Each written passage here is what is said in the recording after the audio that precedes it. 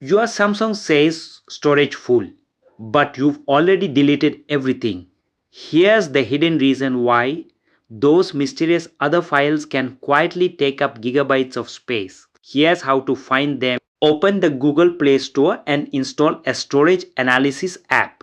Search for Storage Analyzer. Open the app and allow the required permissions.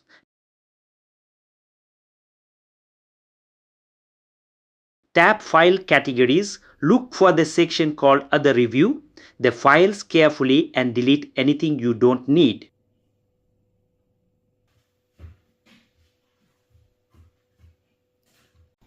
You can also clear app cache from Go to Settings.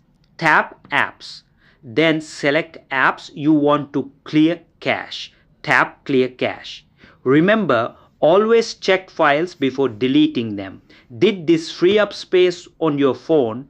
Comment how many gigabytes you recovered and follow Lifehacks Hacks for more Samsung hacks.